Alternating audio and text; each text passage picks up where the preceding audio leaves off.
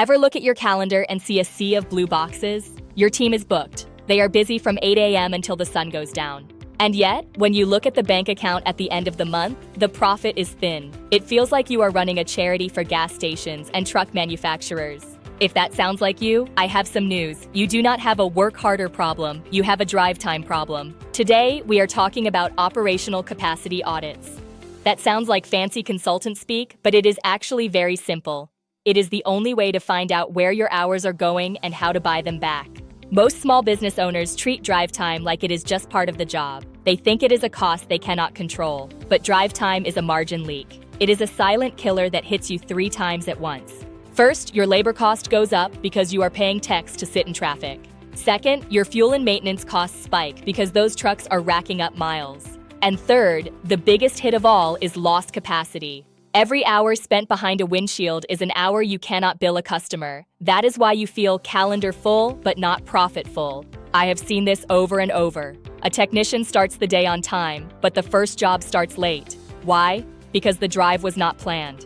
Then lunch gets skipped, the last job of the day runs long, and suddenly you are paying overtime for work that should have been done by 4 p.m. If your team drives 2.5 hours a day and you have 6 people in the field, that is 15 hours every single day that produce 0 revenue. Let me do some quick math for you.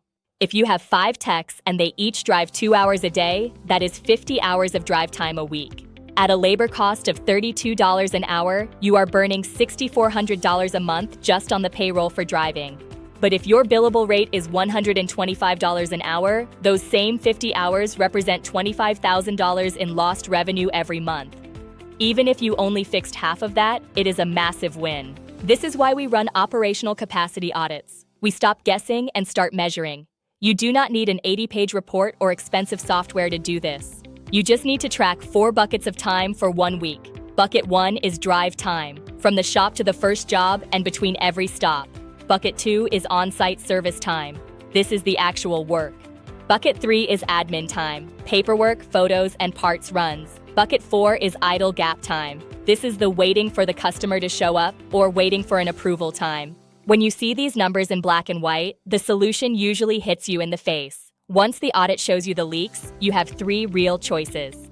1. Reduce the drive time. This means setting up service zones. Stop sending a tech from the north side to the south side just because a lead came in.